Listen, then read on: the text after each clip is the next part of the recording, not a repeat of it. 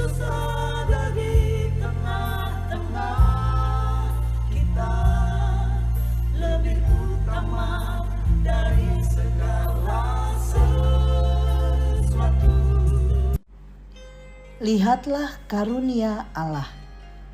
Setiap orang yang dikaruniai Allah kekayaan dan harta benda dan kuasa untuk menikmatinya, untuk menerima bahagianya, dan untuk bersuka cita dalam jerih payahnya, juga itu pun karunia Allah. Pengkhotbah 5 ayat 18. Sahabat Iktus, ketika seorang Michael Jackson meninggal dunia, apa yang ia tinggalkan? Nama besar? Hanya bertahan sebentar saja dan namanya akan redup, tergantikan oleh bintang baru yang akan muncul. Kebahagiaan? Seperti yang diakuinya sendiri, hidupnya kerap dirundung kesepian dan kehampaan, sehingga ia pun harus mengkonsumsi berbagai obat penenang. Kekayaan? Konon, ia malah meninggalkan hutang lebih dari 4 triliun rupiah. Sungguh tragis. Pengkhotbah mengingatkan bahwa nama besar, kepandaian dan kekayaan adalah kemalangan yang menyedihkan, ayat 15. Sebab semuanya itu tidak kekal.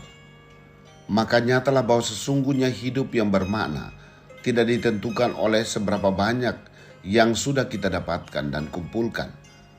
Namun, ditentukan oleh kesadaran bahwa semua itu dikaruniakan Allah kepada kita, ayat 17. Untuk dinikmati secara bertanggung jawab kepada Sang Pemilik segalanya, ayat 18. 1. Lihatlah Allah mengaruniakan kehidupan. Hidup yang pendek yang dikaruniakan Allah kepadanya, ayat 17. Hidup yang pendek menunjukkan betapa singkatnya waktu hidup di dunia. Tetapi Allah mengaruniakan hidup yang kekal kepada kita, dan hidup itu ada di dalam anaknya, 1 Yohanes 5 ayat 11. Hidup kekal diperoleh dengan memiliki iman sejati di dalam Yesus Kristus. Jangan menghabiskan waktu hanya untuk bersenang-senang dengan hal yang duniawi yang fana, tetapi berinvestasilah untuk sesuatu yang bernilai kekal. 2. Lihatlah Allah mengaruniakan kekayaan. Setiap orang dikaruniai Allah kekayaan dan harta benda, menunjuk kepada Allah sebagai pemilik kekayaan. Kecintaan seseorang terhadap kekayaan tidak akan pernah terpuaskan meskipun telah memiliki harta yang melimpah. Pasal 5 ayat 9. Cara pengelolaan yang salah dapat membuat seorang tergoda oleh berbagai dosa. Salah satu di antaranya adalah dosa ketamakan. Ingatlah bahwa harta bukan tujuan utama dalam hidup ini, melainkan suatu sarana agar kita dapat menikmati dan memuliakan Tuhan. 3. Lihatlah Allah mengaruniakan kebahagiaan. Kebahagiaan yang dikaruniakan Allah adalah kuasa untuk menikmatinya, untuk menerima bahagiannya, dan untuk bersuka cita dalam jerih payahnya. Uang tidak dapat memberi kepuasan, ayat 9. Bahkan justru dapat menjadi penghalang kebahagiaan, ayat 11 dan 12. Pengkhotbah bukan pesimis, tetapi realistis tentang kefanaan dan keberdosaan manusia. Dosa telah diselesaikan melalui kematian dan kebangkitan Kristus. Manusia dapat menikmati hidup dengan segala kekayaannya hanya karena karunia Allah.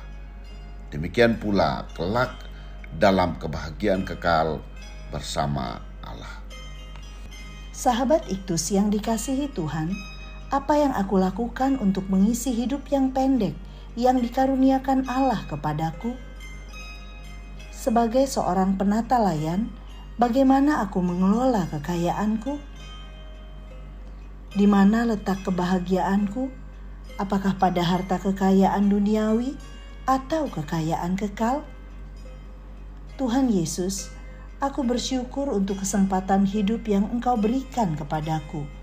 Bahkan dalam waktu hidup yang pendek ini, aku telah percaya dan menerima Engkau sebagai Tuhan dan Juru Selamat. Terima kasih karena Engkau telah memberkatiku dengan berkat berlimpah. Mampukan aku untuk mengelolanya bagi kemuliaan-Mu. Biarlah mataku hanya tertuju kepadamu dan bukan kepada berkat-Mu. Amin. Semua karunia Allah, termasuk harta, dipakai dengan cara menomorsatukan Allah. Kristuslah